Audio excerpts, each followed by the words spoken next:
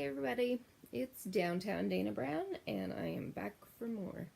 Um, I just got done watching my video from yesterday, and I am getting a lot of positive feedback from this, and I am really happy with that. It took me so long to, start doing this, and to have even a couple, people respond to it.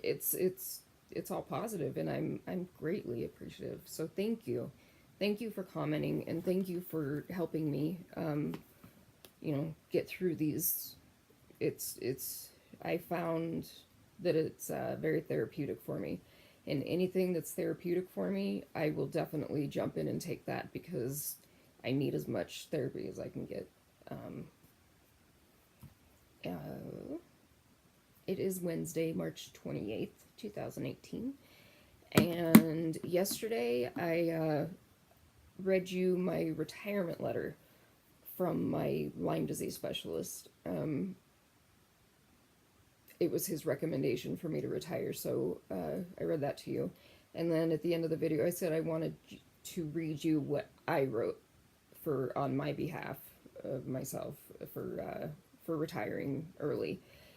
I want to read this because I my brain keeps like slipping, as each year passes. And sorry, I'm gonna move this around real quick.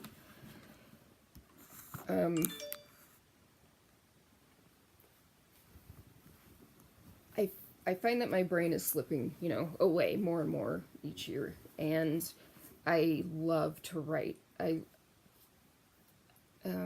Writing just comes very easy to me, uh, which is great. I love, talking to people, and I love writing. I just love writing. And I actually was working on a book of my life a few years back, and I was 57 pages into it, and I got super sick again, and, that kind of got put on hold and then shoved aside. So I really want to start, diving back into that again, where I left off, and actually probably, updating it as I go.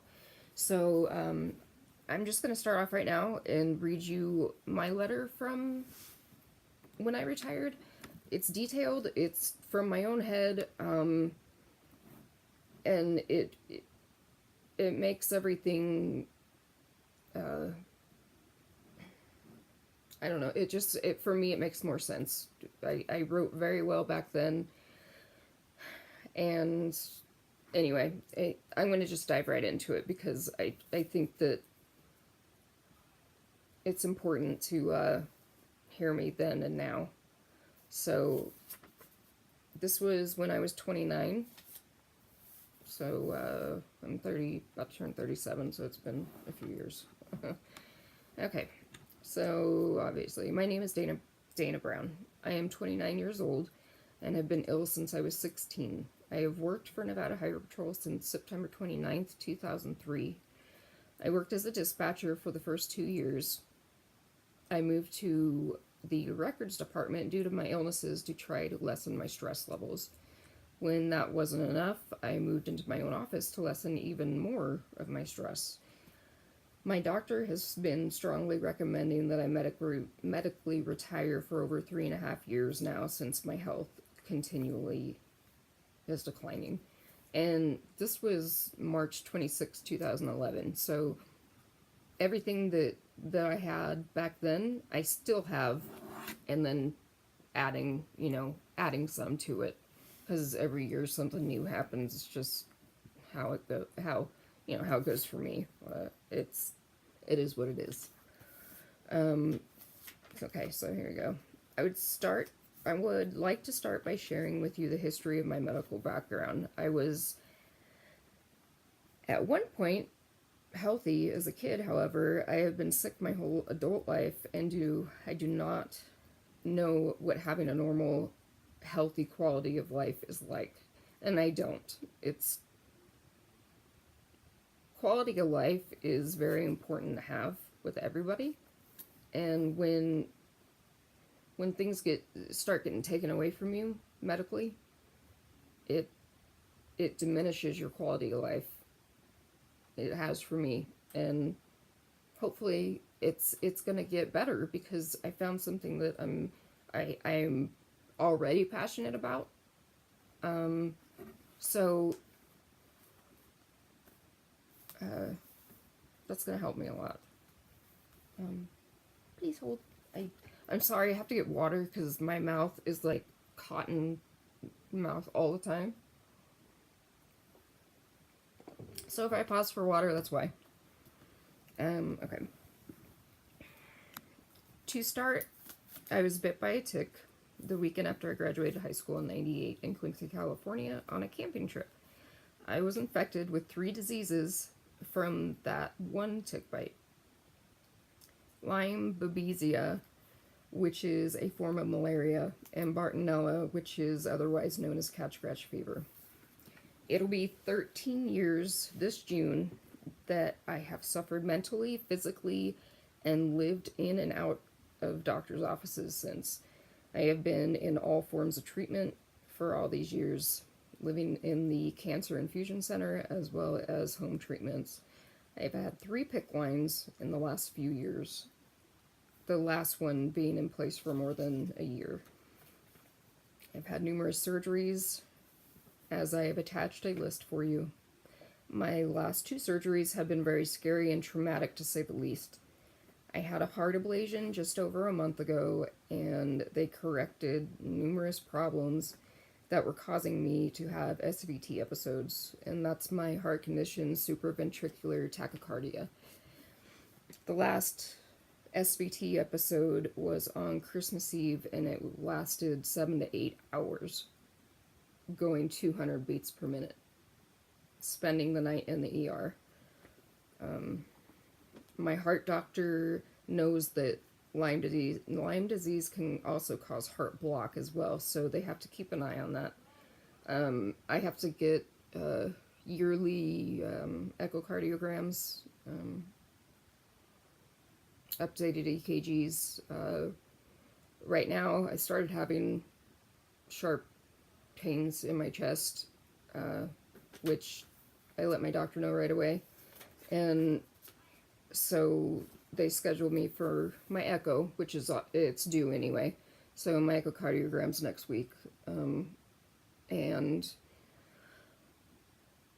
they're also, they also want to update me wearing a Holter monitor, which is a 48-hour Holter monitor. It will record 48 hours straight of what my heart is doing, and if it happens to go in any episodes or pains, they can look at it.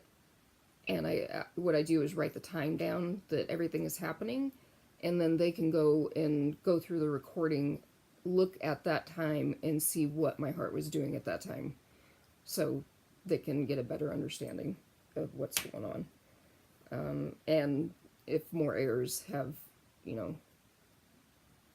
grown back, because they can grow back. And that is my current situation with the heart doctor. And then to continue, so they have to keep an eye on that for heart block, as well as, my SVT episodes. The surgery prior to that one was my hysterectomy when I was 27, because of my chronic pain I carry in my pelvis. My uterus was tested and came back positive with yet another disease called adenomyosis. This was devastating to me because I do not have any children, because I've been too busy with my ailments, and now will never even have the chance to become a mother. I always saw myself being. Although they thought that there would be a cure for my pelvic pain, it just only got worse.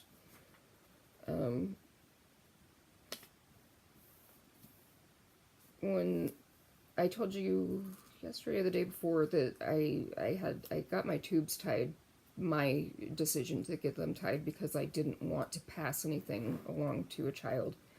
And then I ended up having to have a hysterectomy anyway, and it was diseased with another disease. So all these ailments are as a result of the Lyme and Bartonella and Babesia and all that stuff. It's just taken it's taken a big toll on everything in my body. That's just the way it is for me. It's, that's why I'm talking about it. So that's good. I think it's great. Okay, continuing. My Lyme disease and co-infection diseases, Babesia and Bartonella, have all turned into chronic form, which means it's here to stay. Which, when it gets to that point, there is no cure. My doctor has gone far and beyond to help me, but with no success. When I was only getting worse after 3 years of being with him, my Lyme doctor tested me in December 2010 for something new that they found in 2006. It's a retrovirus called XMRV. I came back positive for that as well. I was devastated. From what I know of this new disease, it's a retrovirus disease that treats your body like HIV would treat your body. It causes immune deficiencies, which just, I mean, all of my illnesses are immune deficiencies, and that just adds on to everything else. So this XMRV that came back positive causes immune deficiencies. It's a neurological, can't believe I can't say that right now. A neurologist. Okay. Remember I went to that doctor and she said she was a neurologist. It's a neurological disease. And that's why I said that when she said that for the first time, she was a neurologist, I was very happy, and I was gonna ask her to be her patient, but it just didn't happen that way. But yeah, she would have known that if she had just let me, explain it. It's a neurological disease and would be yet another explanation for my number of symptoms that I endure on a daily basis. I have learned that without the proper care, rest, and stress-free environment, this can tremendously shorten my life. This is now 4 diseases plus a new retrovirus that is life-shortening. With all these illnesses in my body, as much as I fought, my ongoing symptoms only continue to debilitate my health. Knowing that I will live the rest of my life with these obstacles, I suffer a vicious cycle of depression so horrible that I keep sinking deeper and deeper.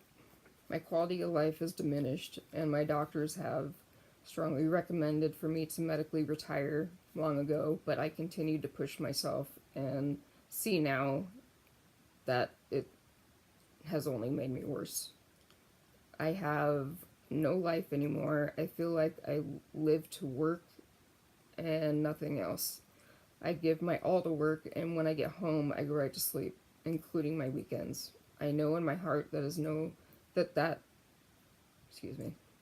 know in my heart that is no quality of life whatsoever, and it's not, at all. Oops.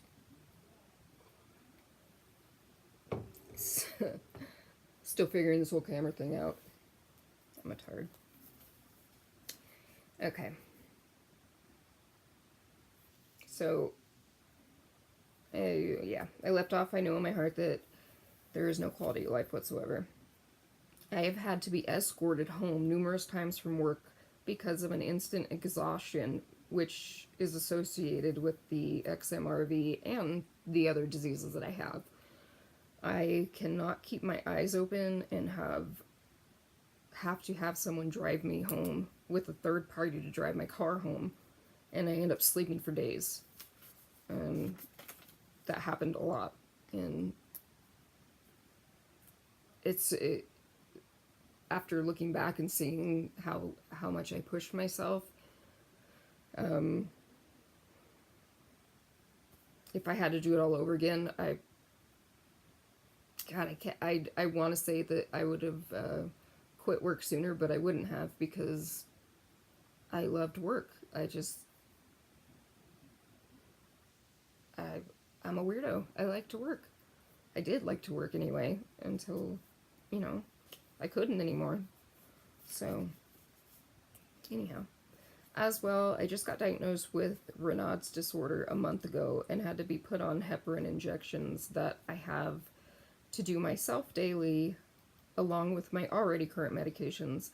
I have attached information on that and a picture of my hand that occurred while at work retrieving records outdoors in the cold weather, which I told you about yesterday. I went to the impound yard. It was wintertime. I dressed warm. I had my gloves on. When I got back to the office, I took my glove off and my ring finger was completely white, like corpse white. And people lose fingers and extremities like that all the time because of Raynaud's. Okay, I was only outside for maybe an hour with a ski jacket and gloves on. When I got back to the office, I had no feeling in my fingers.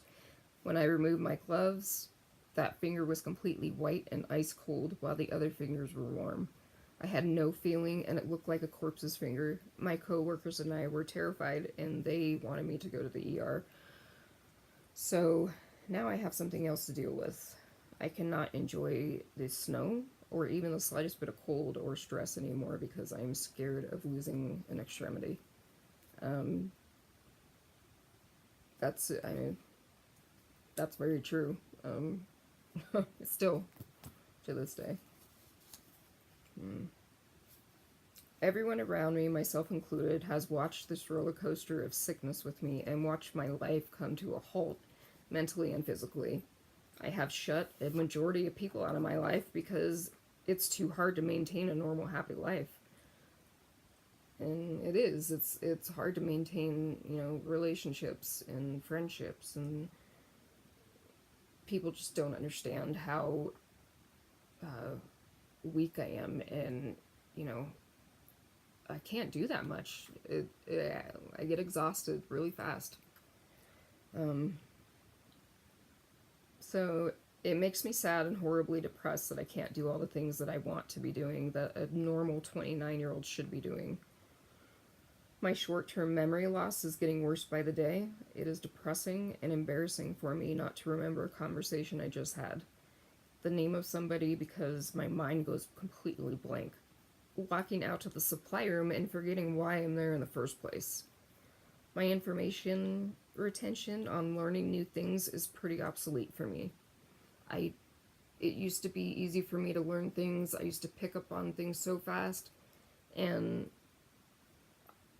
I don't want to down talk myself, but it's harder to learn things, and like I can't read to learn anymore because it's too much of an overload on my brain. And yeah, it is obsolete for me to try and learn new things. And then that's very frustrating because I don't like to be this homebody in, my four walls of my home.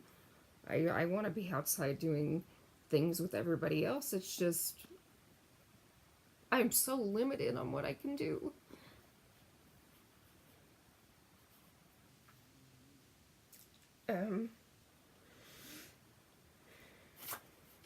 Sorry.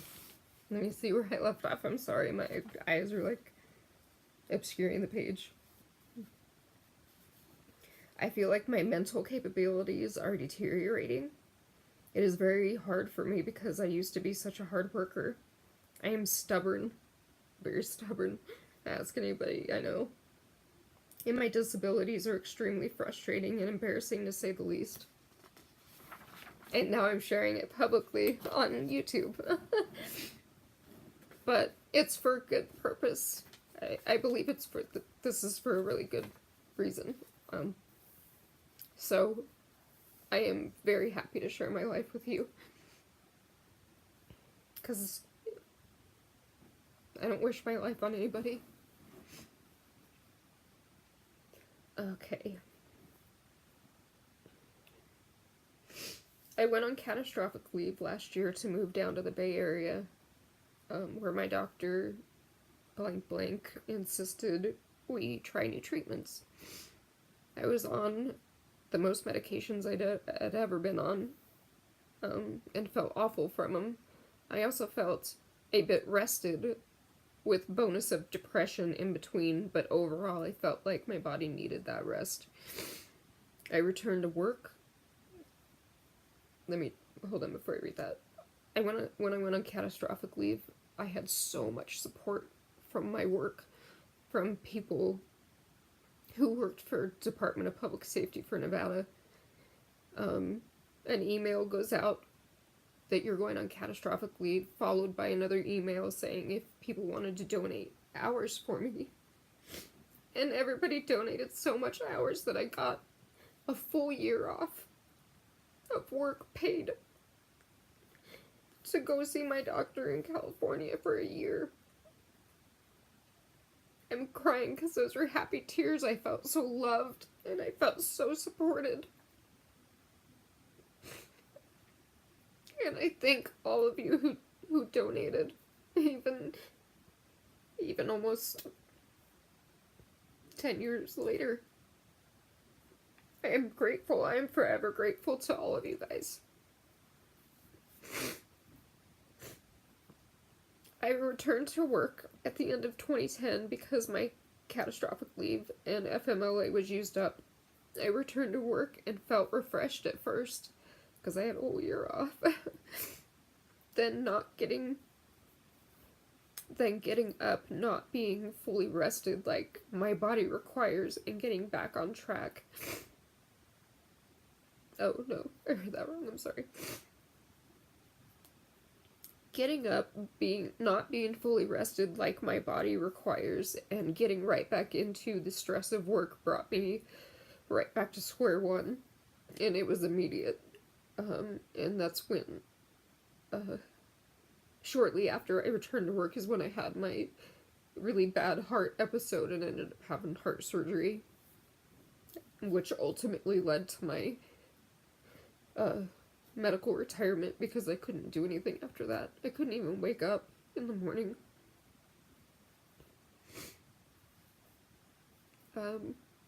Here's the last part. And this is very true. So true. I would never wish my life on anyone. A daily routine of pain from the moment my eyes open to the moment they close at night.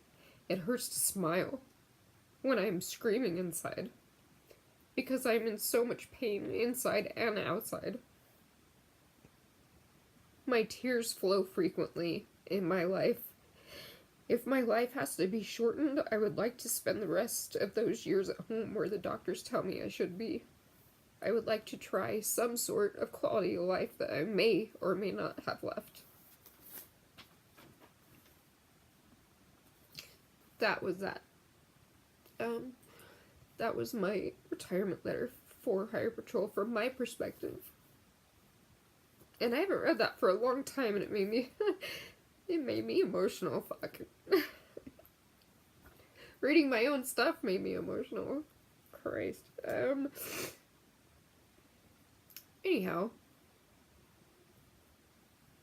I then retired and spent, the rest of my time at home, and now I'm at home all the time, and it gets frustrating and boring sometimes. But if I get myself out of the house and overdo myself, it's so easy to do. It's so easy to overdo it, and I have to remember to slow down and make sure that everybody I'm with understands, what's happening with me, so they know,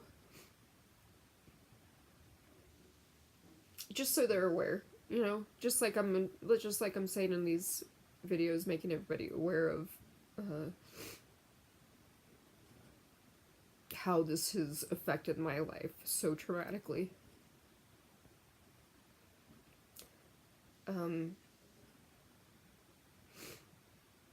One more thing before I end. My mom watched my first video last night, and she was very proud of me. Told me she was very proud of me, and I'm thankful for for that makes me feel good, and it's pushing me to keep going. So, thank you, Mom. And my stepdad watched it too. He was trying to, or he was giving me constructive criticism, which I want. I want from anybody. He said that the videos were too long, and I was gonna keep them at 30 minutes per video. And it's easy for me to talk for 30 minutes because I have so much to say. So if you think that this is too long, let me know and I will shorten them. But until then, I'm going to keep it, the same. But yeah, please let me know if this is too long. With that being said, I'm going to say bye. And, oh, he also told me I should do everything in sequence, which is true. I need to do that, but I just got these first breakthrough videos out and like said the highlighted things that I think are important. So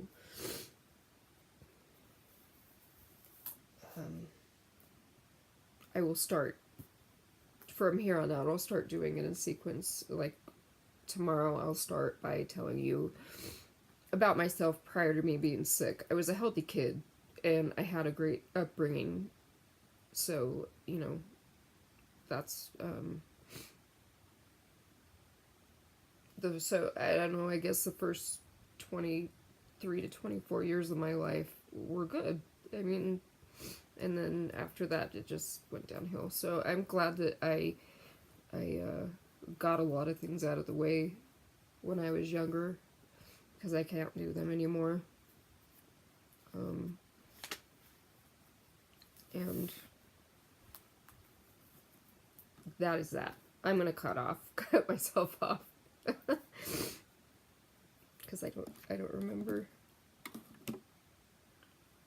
What did I say? Oh, okay, sequence. Starting tomorrow, I'm gonna start from the beginning and go on from there, so I'm not jumping around in years. I just wanted you to hear the highlighted parts of my life that were that most affected me, until now and beyond. I mean, yeah. Unfortunately, it's not going away. I wish that it would, but it's not. It's not going anywhere. So, thank you for watching, and I love you all. Thank you for subscribing and liking and sharing and just listening to me talk. It is very therapeutic for me to talk. So, I'm glad I'm doing this, and thank you all for all your positive feedback. I appreciate it a lot.